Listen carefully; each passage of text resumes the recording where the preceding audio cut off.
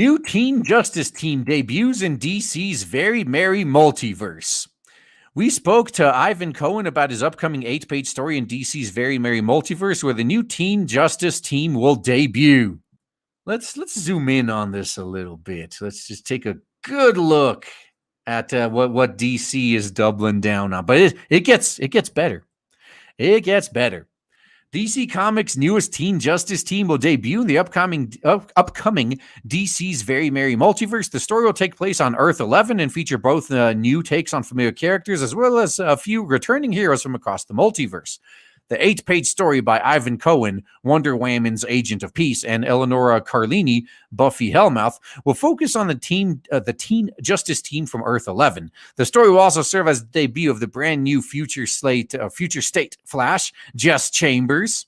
Chambers, who goes by the name Kid Quick and is gender fluid, non-binary. That's in the middle. We'll get to that. We'll have more to say about that. Will become the Flash in the upcoming Future State Justice League series. The story will also feature new characters such as Robin. Robin's not a new character. I guess this is a new iteration, though. Yup, that's Robin on the left. And Aquagirl on the right. They all got very punchable faces, don't they? The gender-swapped heroes of Earth 11 is all we can do because we have no fucking originality. Originally appeared in Grant Morrison's The Multiversity Guidebook, we spoke to Cohen about his upcoming story. Yeah, too bad. I mean, just imagine being stuck with this shit. Can you give us insight into the Teen Justice Team? Who are these new heroes? Teen Justice is a new super team on Earth 11, the world where there's a Justice Guild instead of a Justice League. Oh my god, it is totally different, guys. They just called it a different name, so it is like totally different. Yeah, that or this is originality right there. We're just gonna call our Justice League a Justice Guild. Therefore, it is new and original.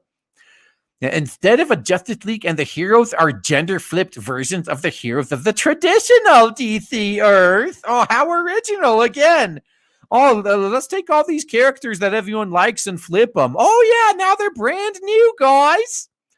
And while a lot of E11's history is a fairly straightforward reflection of the mainstream DCU, as in they're both going to be dead soon, things are different enough that Teen Justice may in fact be the first kid hero team in that world, so their mentors have no experience in how to deal with the dynamics of their sidekicks and proteges setting out as their own independent team. Oh my god, the kids are totally going on their own adventure.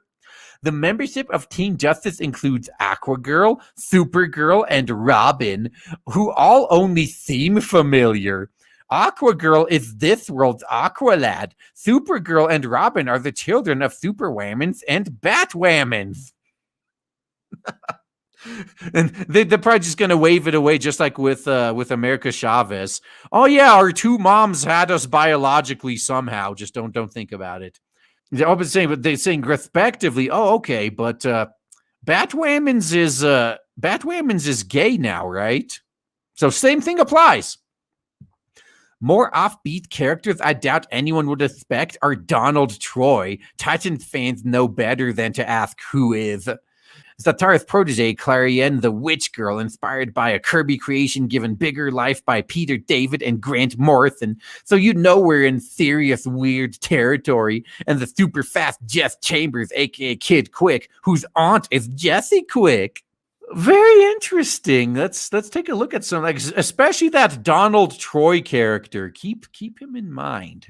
So here's Aquagirl. Just look at that look in the top left. Look at that sneer. If that's not a look, that's it. I'm better than you. And the nose ring, of course. Oh my god. So any of these characters going to be appearing as a larger part of the Future State event? I think that's why we're here, to put the final nail in the coffin of DC.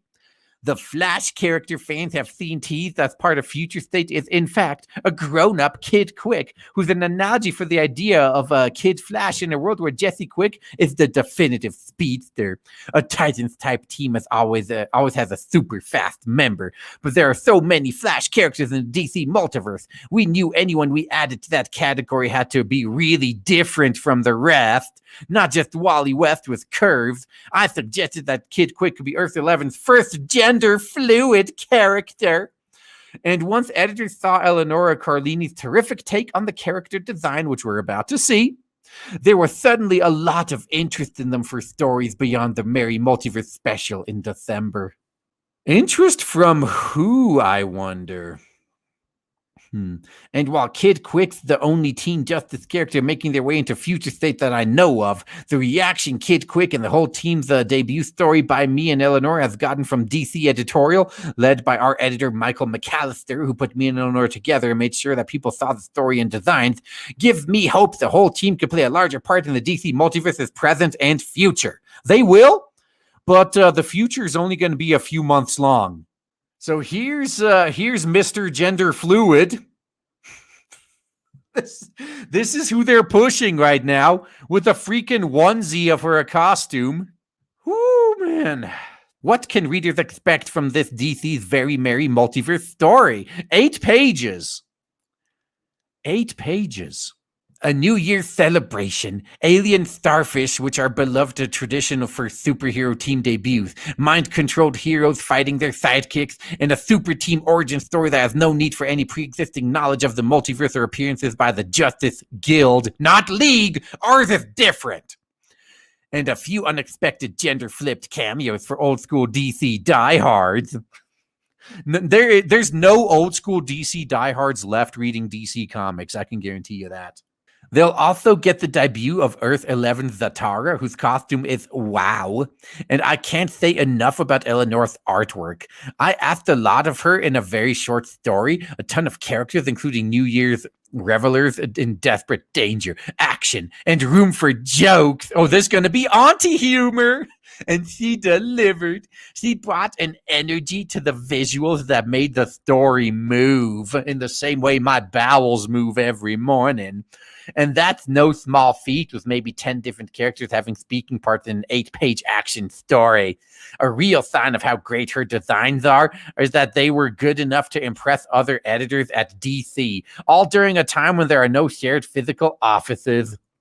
This is just a sign of how far DC has fallen when this just wows all the editors. Say, wow, this is the best we've got. Greenlight this.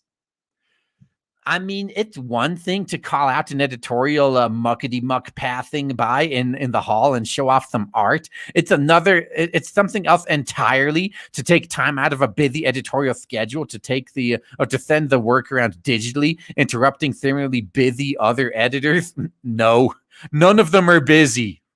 They're winding down. Putting out fires on their titles. That's not a tribute to my writing, which, don't get me wrong, is amazeballs, as much as it is a tribute to the incredible design and storytelling Eleonora brought to the party. Okay, the goth chick doesn't look too bad, I guess, especially on the middle and the right there. But here we go. Here's Donald Troy. Check out the rest of the designs. Okay, from the waist up, this dude doesn't look too bad. I'm kidding. Let's get to the fucking MC Hammer pants. Look, just ruined the whole fucking thing. Oh my God. Like it actually looked okay, at least as far as the rest of them go. And now just, well, seriously, what the hell? The kids these days wearing their MC Hammer pants, right? Hello, fellow children. You too, you two do the hammer time, right? Fucking parachute pants. Yeah, can't touch this. And here's Robin. Ooh, once again with the very punchable face. Now, Supergirl, the design itself looks okay, but that costume, oh my God. Oh my God. I mean, I actually do like the crazy. I mean, she actually has more of a crazy look than a condescending smirk. I actually like the crazy look. But this, oh my God, this costume. Like, why? Fucking why? Future State, the Future State event spins out the current Dark Knight's death metal.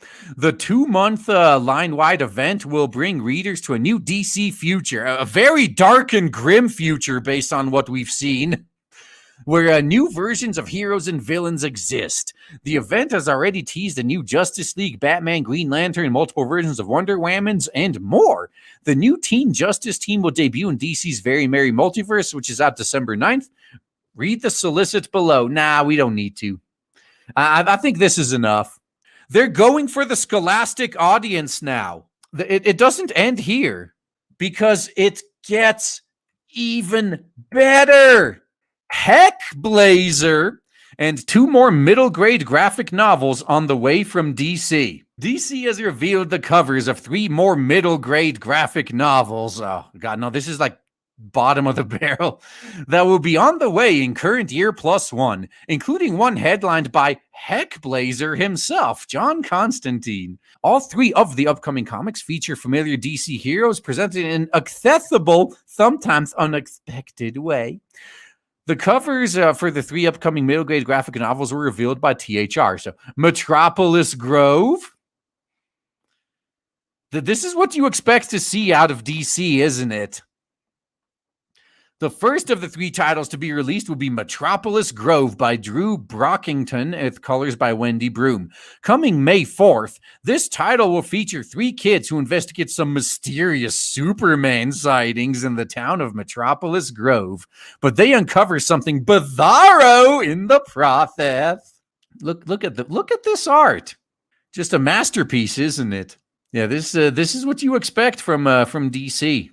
And here's Hellblazer, The Mystery of the Meanest Teacher, a Johnny Constantine graphic novel.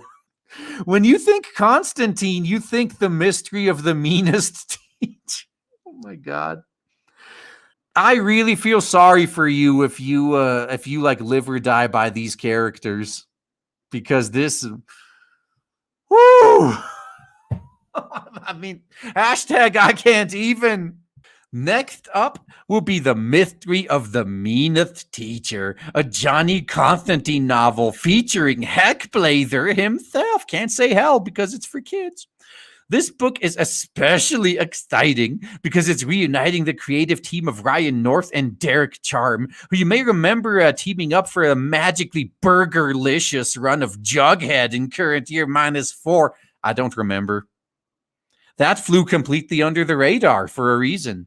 Can't wait to see what happens when this team gets a hold of Constantine. Frankly, neither can we. And okay, for the record, I can't wait for this either. Just think of the content this is going to give us. I cannot wait for this to come out. This comic will arrive June 1st of current year +1. We'll be waiting, and will be lettered by Wes Abbott. Okay, that's just a funny thing to add at the end. It's, oh yeah, here's the creative team, and then at the very end, oh, by the way, it's going to be lettered by Wes Abbott. Wait, why didn't you mention who was going to be lettering the previous one? What the fuck? So here you could get a good look at Hellblazer. Junior Success Boarding School. Okay, that's where Constantine went to. And then Green Arrow Stranded. This one looks okay. Unlike the previous 2, this one actually looks, I mean, not as shit as, oh my God, that's not a high standard, is it? So finally, Green Arrow Stranded by Brendan Deneen and Belle Hosala. 13-year-old Oliver Queen and his father have survived a plane crash, but can they survive being stranded on a deserted island? Find out when this middle-grade graphic novel, which will be lettered by Android Design, is released on June 6th. Yeah, this one could be okay. I mean, the Tumblr art style we could do without, but story-wise, all right, a kid and his dad get stranded on an island. Yeah, I could actually read that without just gagging instinctively at the concept of it. But everything else, I don't know. If you're curious at what you might expect from these upcoming books, which will each carry an MSRP of $10, considering checking the Beats review of one of the previously released middle grade graphic novels, Lois Lane and the Friendship Challenge. I remember that. Yeah, they were using that as an example of the future books to come, and they were right. Are you especially interested in one of these releases? And is it Hellblazer? Which DC heroes do you hope get the middle grade graphic novel treatment next?